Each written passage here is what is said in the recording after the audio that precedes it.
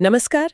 आज हम एक ऐसी दुनिया में हैं जहां डेटा ही डेटा है हर तरफ, है ना? यस, आंकड़ों का जैसे शोर मचा हुआ है। बिल्कुल। और इस शोर में से काम की चीज निकालना, वो पैटर्न ढूंढना, यही सबसे बड़ा चैलेंज है। और एक जरूरी हुनर भी।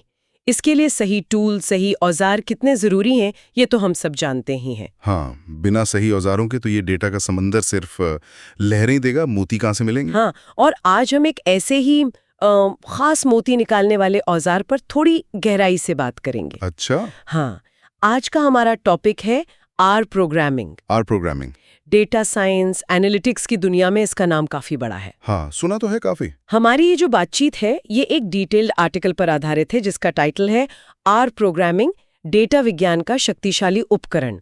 इसमें आर की क्षमताओं और इसके महत्व को अच्छे से समझाया गया है। ठीक है, तो आज हम क्या समझने की कोशिश करेंगे? सिर्फ ये कि आर क्या है? नहीं, उससे ज्यादा।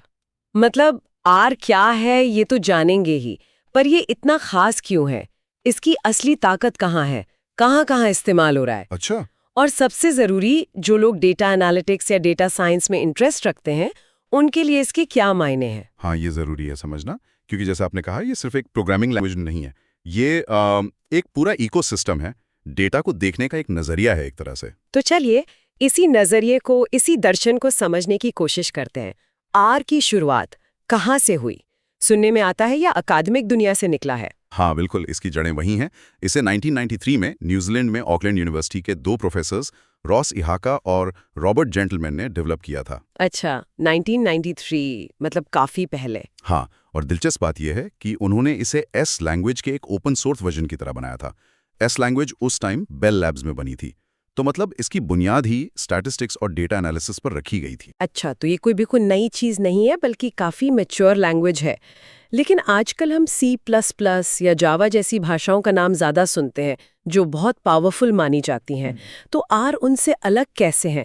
क्या ये सिर्फ इसलिए अलग है क्योंकि ये डेटा पर फोकस्ड है? ये सिर्फ फोकस नहीं है, इसका तो पूरा डीएनए ही डेटा के लिए गढ़ा गया है। देखिए, C++ या जावा जैसी भाषाएं जनरल पर्पस हैं। उनसे आप कुछ भी बना सकते हैं, operating system, games, web server, कुछ भी। हाँ बिल्कुल। पर आर को खास तौर पर डेटा को संभालने, उसको समझने यानी एनालाइज करने और उसे अच्छे से दिखाने यानी विजुअलाइज करने के लिए ही बनाया गया था। ये फर्क इसकी हर चीज में दिखता है। ये एक स्पेशलिस्ट है, अपने काम का माहिर। एक स्पेशलिस्ट टूल, ये बात इसे इंटरेस्टिंग बनाती है। तो इसकी वो कौन सी खासियतें हैं, वो क्या चीजें हैं जो इसे डेटा एनालिसिस का इतना पावरफुल औजार बनाती हैं?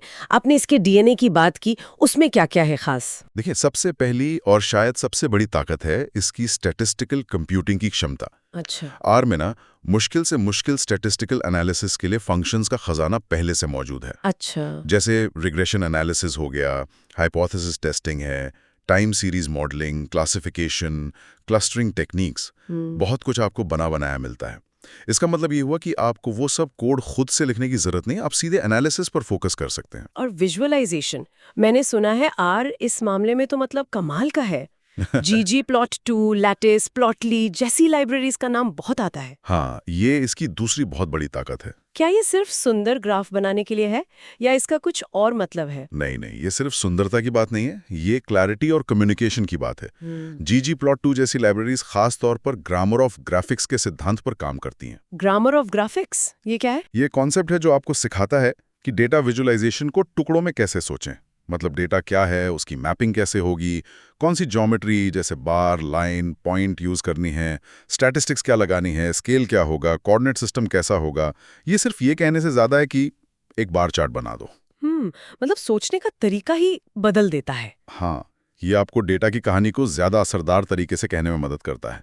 इससे बेहतर और ज्यादा सटीक नतीजे निकलते हैं। और हाँ, इससे जो विजुअल्स बनते हैं वो पब्लिकेशन क्वालिटी के होते हैं।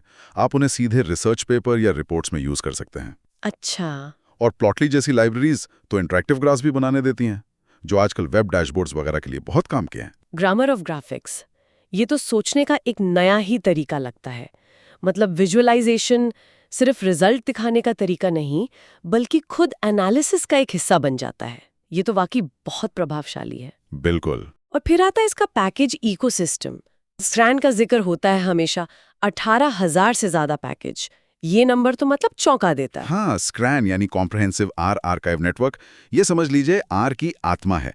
ये छोटे छोटे टूल किट्स की तरह हैं जिन्हें दुनिया भर के डेवलपर्स, रिसर्चर्स ने बनाया है और सबके साथ शेयर किया है। तो 18,000 पैकेज का मतलब क्या है? इसका मतलब है कि आपको लगभग हर खास तरह के एनालिसिस के लिए, चाहे वो मशीन लर्निंग हो जैसे कैरेट, रैंडम फॉरेस्ट, XGBoost जैसे पॉपुलर पैकेज है, या फिर फाइनेंशियल मॉडलिंग हो, जीनोमिक डेटा एनालिसिस यानी बायो इन्फॉर्मेटिक्स हो, या नक्शों पर आधारित जियो स्पेशल एनालिसिस, सब के लिए खास टूल्स मिल जाते हैं। ये आर को अविश्वसनीय रूप से फ्लेक्सिबल और एक्सटेंसिबल बनाता है।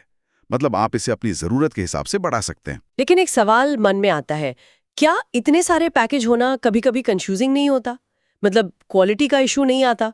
सही पैकेज कैसे चुने? ये एक बहुत वाजिब सवाल है। हाँ, इतनी वैरायटी में कभी-कभी ये पता लगाना मुश्किल हो सकता है कि किसी खास काम के लिए सबसे अच्छा, सबसे भरोसेमंद और सबसे ज़्यादा मेंटेन किया जाने वाला पैकेज कौन सा है। तो फिर ये अपने आप में एक स्किल है। कम्युनिटी की रिव्यूज़ देखना, पैकेज का डॉक्यूमेंटेशन पढ़ना और कभी-कभी थोड़ा एक्सपेरिमेंट करना। लेकिन यही आर की ओपन सोर्स नेचर की खूबी भी है और चुनौती भी। ये एक जिंदा, लगातार विकसित होता हुआ इकोसिस्टम है, ना कि किसी एक कंपनी का बंद सिस्टम। समझ गई। तो ये कम्युनिटी इसकी एक बहुत बड़ी ताकत है, भले ही थोड़ी मेहनत करनी पड़े सही चीज ढूंढने में। अच्छा, अब डेटा एनालिसिस में एक और बड़ा सरदर्द होता है, डेटा को साफ करना, तैयार करना, जिसे डेटा क्लीनिंग या रैंगलिंग कहते हैं। क्या आर इसमें भी मदद करता है? बिल्कुल, और बहुत ही एफिशिएंट तरीके से। डीपलायर और टाइडियर जैसी लाइब्रेरीज ने तो डेटा मैनिपुलेशन में जैसे क्रांति ला दी है। कैसे?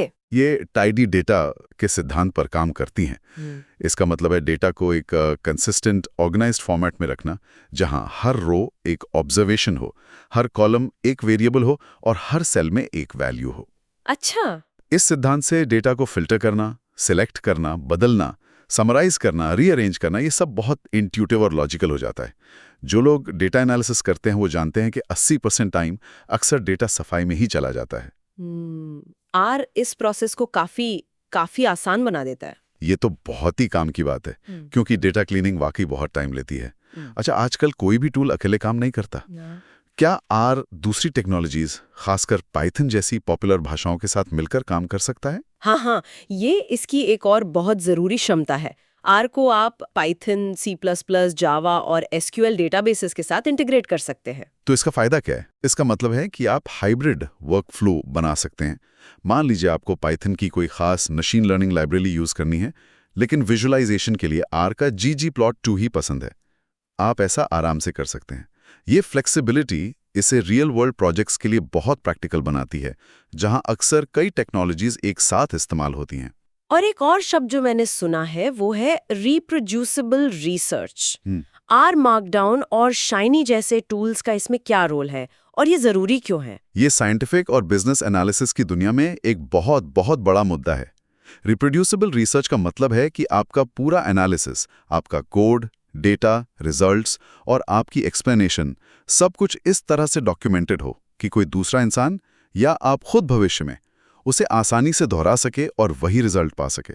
अच्छा, मतलब पारदर्शिता। हाँ, पारदर्शिता और विश्वसनीयता। आर मार्कडाउन आपको आर कोड, उसके आउटपुट जैसे ग्राफ और टेबल और टेक्स्ट को एक ही डॉक्यूमेंट में मिलाने की सुविधा देता है। इससे आप सीधे डायनामिक रिपोर्ट्स, प्रेजेंटेशंस या यहाँ तक कि ब्लॉग पोस्ट्स भी बना सकते हैं। और शाइनी? शाइनी आपको इन एनालिसिस पर आधारित इंटरैक्टिव वेब एप्लीकेशन बनाने देता है, वो भी बिना वेब डेवलपमेंट की ज्यादा जानकारी है। वाह! ये पारदर्शिता लाता है, टीम में सहयोग आसान बनाता है और गलतियों की गुंजाइश कम करता है। सोचिए, एक मेडिकल स्टडी के नतीजों को कोई दूसरा रिसर्चर पूरी तरह से वेरीफाई कर सके, या एक बिजनेस रिपोर्ट के आंकड़ों को टीम का हर मेंबर समझ सके और उस पर भरोसा कर सके। ये है इसकी असली ताकत। तो अगर हम आर की मुख्य ताकतों को एक साथ रखें तो क्या कहेंगे? ये ओपन सोर्स और फ्री है। हाँ, इसका कम्युनिटी सपोर्ट बहुत बड़ा और एक्टिव है। बिल्कुल स्टैटिस्टिक्स और विजुअलाइजेशन में ये बेजोड़ है। सही। डेटा मैनेजमेंट को आसान बनाता है, दूसरी भाषाओं से जुड़ सकता है, रिप्रोड्यूसिबिलिटी को बढ़ावा देता है। हाँ, और मशीन लर्निंग के लिए भी इसमें अच्छे टूल्स हैं। आपने बिल्कुल सही निचोड़ निकाला है। ये सारी बातें मिलकर आर को सिर्फ एक प्रोग्रामिंग भाषा नहीं, बल्कि डेटा एनालिसिस के लिए एक पूरा शक्तिशाली माहौल बनाती हैं। ठीक है, हमने आर की क्षमताएं तो समझनी, लेकिन ये क्षमताएं असल दुनिया में कहाँ इस्तेमाल हो रही हैं? किन इंडस्ट्रीज या फील्ड्स में आर ने अपनी खास जगह बना ली है? आर का दायरा काफी फैला हुआ है। कुछ खास एरियाज बताऊं तो पहला डेटा साइंस और मशीन लर्निंग। हालांकि पाइथन यहाँ बहुत पॉपुलर है, पर आर का इस्तेमाल भी होता है क्लासिफिकेशन, रिग्रेशन, क्लस्टरिंग जैसे कामों के लिए, खासकर जहां स्टैटिस्टिकल मॉडलिंग पर ज्यादा जोर हो। अच्छा। दूसरा, स्टैटिस्टिकल एनालिसिस। ये तो आर का घर है। एकेडमिक रिसर्च, क्लिनिकल ट्रायल्स, सर्वे एनालिसिस, जहां भी गहरी सांख्यिकी या समझ चाहिए, आर पहली पसंद है। हाइपोथेसिस टेस्टिंग, सर्वाइवल एनालिसिस जैसे काम यहां बहुत होते हैं। हाँ, ये तो लॉजिकल है। तीसरा, फाइनेंस। यहां आर का बहुत दबदबा है। रिस्क मॉडलिंग के लिए जैसे Monte Carlo simulation, stock price forecasting के लिए time series analysis, portfolio optimisation और क्वांटिटेटिव ट्रेडिंग स्ट्रैटेजी बनाने में इसका खूब इस्तेमाल होता है। इसके लिए खास पैकेजेस भी हैं। फाइनेंस में भी? इंटरेस्टिंग। चौथा, हेल्थ केयर और बायो इन्फॉर्मेटिक्स। मेडिकल रिकॉर्ड्स का एनालिसिस, दवाइयों के असर का अध्ययन, क्लिनिकल ट्रायल्स, जीनोमिक डेटा जैसे डीएनए सीक्वेंसिंग का एनालिसिस और एपिडेमियोलॉजी मतलब रोगों के फैलाव का अध्ययन, इन सब में आर एक स्टैंडर्ड टूल बन चुका है। बायो इन्फॉर्मेटिक्स तो बहुत स्पेशलाइज्ड फील्ड है। बिल्कुल, और आर वहां बहुत मजबूत है। फिर है बिजनेस इंटेलिजेंस। हालांकि यहाँ टैब्लो या पावर बीआई जैसे टूल्स भी हैं, पर आर का यूज कस्टम विजुअलाइजेशंस बनाने, कॉम्प्लेक्स कस्टमर सेगमेंटेशन करने और प्रेडिक्टिव एनालिटिक्स मॉडल बनाने के लिए होता है, जिन्हें फिर डैशबोर्ड में इंटीग्रेट कर सकते हैं। और आखिर में एकेडमिक रिसर्च और टीचिंग। ये शायद आर का सबसे मजबूत गढ़ है। दुनिया भर की यूनिवर्सिटीज में स्टैटिस्टिक्स और डेटा एनालिसिस पढ़ाने और रिसर्च करने के लिए आर पहली पसंद है। ज्यादातर नए स्टैटिस्टिकल मेथड्स पहले आर पैकेज के रूप में ही आते हैं। तो ये सिर्फ टेक कंपनियों तक ही सीमित नहीं है, बल्कि फाइनेंस, हेल्थ केयर, रिसर्च जैसे गंभीर और स्थापित क्षेत्रों में भी इसकी गहरी पकड़ है। ये जानना जरूरी है कि ये कितना वाइड स्प्रेड टूल है। हाँ, और इन सभी एरियाज में इसकी जो खासियत है, मजबूत स्टैटिस्टिकल बुनियाद और बेहतरीन विजुअलाइजेशन क्षमता, वही से खास बनाती है। ये उन लोगों के लिए है जो सिर्फ रिजल्ट नहीं चाहते, बल्कि रिजल्ट के पीछे की कहानी, उसकी बारीकियों को समझना चाहते हैं। दोनों ही पावरफुल हैं, पर इनमें असल फर्क क्या है और क्या किसी एक को चुनना जरूरी है? हाँ, ये क्लासिक सवाल है और इसका जवाब सीधा हाँ या ना में नहीं है। देखिए, मेन फर्क उनके ओरिजिनल डिजाइन और फोकस में है। आर स्टैटिस्टिशियंस के लिए बनाया था, तो स्टैटिस्टिकल मॉडलिंग और विजुअलाइजेशन इसकी नेचुरल स्ट्रेंथ है। और पाइथन एक जनरल पर्पस लैंग्वेज है। वेब डेवलपमेंट से लेकर ऑटोमेशन तक सब कुछ कर सकती है, और हाल के सालों में मशीन लर्निंग और एआई में इसका दबदबा बहुत बड़ा है, खासकर डीप लर्निंग में। सीखने के नजरिए से क्या कहेंगे, क्या आर वाकई मुश्किल है? लोग कहते हैं इसका लर्निंग कर्व स्टीप है। मुश्किल शायद सही शब्द ना हो। कुछ लोगों को पाइथन का सिंटेक्स ज्यादा सीधा और पढ़ने में आसान लगता है, खासकर अगर उनकी प्रोग्रामिंग बैकग्राउंड नहीं है। आर का सिंटेक्स थोड़ा अलग है, हाँ, और इसकी कुछ कॉन्सेप्ट्स जैसे डेटा फ्रेम्स, वेक्टराइजेशन, वो शुरू में थोड़ी अजीब लग सकती हैं। लेकिन एक बार आप आर के डेटा सेंट्रिक तरीके को पकड़ लेते हैं, तो कई एनालिसिस करना बहुत नेचुरल और तेज हो जाता है। शायद ये कहना बेहतर होगा कि दोनों का लर्निंग कर्व अलग है, पर दोनों ही सीखे जा सकते हैं। कोई रॉकेट साइंस नहीं है। लाइब्रेरीज के मामले में भी फर्क है, CRN बनाम पाई? हाँ, फर्क तो है। आर का CRN ज्यादा फोकस्ड है स्टैटिस्टिक्स, विजुअलाइजेशन और कुछ खास डोमेन्स पर, जैसे बायोइन्फॉर्मेटिक्स, इकोनॉमेट्रिक्स। पाइथन का पाई बहुत बड़ा है, उसमें वेब फ्रेमवर्क से लेकर गेम डेवलपमेंट और AIML तक सब कुछ है। तो मशीन लर्निंग के लिए पाइथन बेहतर है? देखिए, पाइथन में मशीन लर्निंग के लिए scikit-learn, टेंसरफ्लो, पाइटॉर्च जैसी बहुत ही पॉपुलर और पावरफुल लाइब्रेरीज हैं। आर में भी ML के लिए कैरेट, टाइडी मॉडल्स, XGBoost जैसे अच्छे पैकेज हैं, लेकिन हाँ, डीप लर्निंग जैसे एरियाज में पाइथन का इकोसिस्टम ज्यादा बड़ा माना जाता है। और विजुअलाइजेशन में आर का पड़ला भारी माना जाता है ना? परंपरागत रूप से हाँ, ggplot2 को अक्सर पाइथन की मैटप्लॉटलिब या सीबॉन्ड से ज्यादा फ्लेक्सिबल और पावरफुल माना जाता है, खासकर जब आपको कॉम्प्लेक्स, लेयर्ड और पब्लिकेशन रेडी ग्राफिक्स बनाने हों। लेकिन पाइथन में भी तो नई लाइब्रेरीज आ गई हैं। हाँ, बिल्कुल।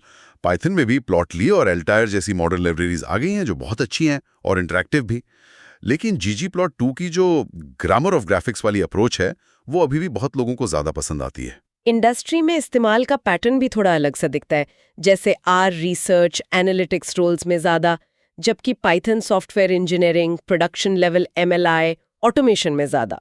ये एक जनरल ऑब्जर्वेशन है। हाँ, आर अक्सर exploratory data analysis, statistical modelling और रिपोर्टिंग के लिए पसंद किया जाता है। पाइथन को अक्सर उन मॉडल्स को प्रोडक्शन सिस्टम में डिप्लॉय करने, बड़े डेटा पाइपलाइन बनाने या वेब एप्लीकेशन के साथ इंटीग्रेट करने के लिए इस्तेमाल किया जाता है। लेकिन यहाँ सबसे ज़रूरी बात यह है कि ये कोई हार्ड एंड फास्ट रूल नहीं है। तो मतलब ये या वो वाला मामला नहीं है? बिल्कुल नहीं, बिल्कुल नहीं। असल दुनिया में ज़्यादातर अच्छे डेटा साइंटिस्ट और एनालिस्ट दोनों ही भाषाएं इस्तेमाल करते हैं। वो काम के हिसाब से सही टूल चुनते हैं। अच्छा। हो सकता है वो शुरू का एनालिसिस और विजुअलाइजेशन आर में करें, फिर मॉडल प्रोटोटाइप पाइथन में बनाएं और शायद रिपोर्टिंग के लिए फिर से आर मार्कडाउन यूज करें। ये एक दूसरे के कॉम्प्लीमेंट्री हैं, कॉम्पिटिटर नहीं। दोनों को जानना एक बहुत बड़ा एडवांटेज है। ये समझना बहुत ज़रूरी है, खासकर उन लोगों के लिए जो इस फील्ड में नए आ रहे हैं।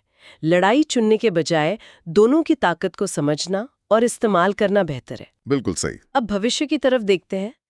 डेटा का महत्व तो बढ़ता ही जा रहा है, एआई का असर भी बढ़ रहा है। क्या ऐसे में आर जैसा स्पेशलिस्ट टूल अपनी जगह बनाए रख पाएगा या पाइथन जैसी ज्यादा जनरल पर्पस भाषाएं हावी हो जाएंगी? भविष्य देखना तो मुश्किल है, पर जो संकेत हैं वो बताते हैं कि आर अपनी रेलेवेंस बनाए रखेगा। हाँ, ये हो सकता है कि पाइथन व्यापक एआई और सॉफ्टवेयर इंजीनियरिंग रोल्स में ज़्यादा बढ़े, लेकिन आर की जो खास ताकतें हैं, गहरी स्टैटिस्टिकल क्षमता और हाई लेवल विजुअलाइजेशन, उनकी ज़रूरत हमेशा रहेगी और शायद बढ़ेगी भी। तो ये एक विशेषज्ञ, एक स्पेशलिस्ट टूल के तौर पर इवॉल्व होता रहेगा। बिल्कुल। जैसे जैसे डेटा और कॉम्प्लेक्स होता जाएगा, उसे समझने के लिए सोफिस्टिकेटेड स्टैटिस्टिकल टेक्निक्स और इफेक्टिव विजुअलाइजेशन की डिमांड बढ़ेगी। अकादमिक research, health care, finance, environmental science जैसे एरियाज में जहां स्टैटिस्टिकल एक्यूरेसी और इंटरप्रिटेशन बहुत ज़रूरी हैं, आर एक अहम स्किल बना रहेगा। तो ये पाइथन के साथ साथ चलेगा? हाँ, ये पाइथन के साथ कोएग्जिस्ट करेगा। दोनों अपनी अपनी भूमिकाएं निभाएंगे और आर का जो मजबूत कम्युनिटी सपोर्ट है और ओपन सोर्स नेचर है, वो भी इसके बने रहने में मदद करेगा। तो कुल मिलाकर आर एक बहुत शक्तिशाली, वाइब्रेंट और लगातार विकसित होता हुआ इकोसिस्टम है, खासकर स्टैटिस्टिक्स और विजुअलाइजेशन के लिए। ये उन लोगों के लिए एक बेहतरीन औजार है जो डेटा की गहराई में उतरना चाहते हैं। सही कहा। संक्षेप में कहें तो आर डेटा एनालिसिस के लिए एक ओपन सोर्स पावर हाउस है।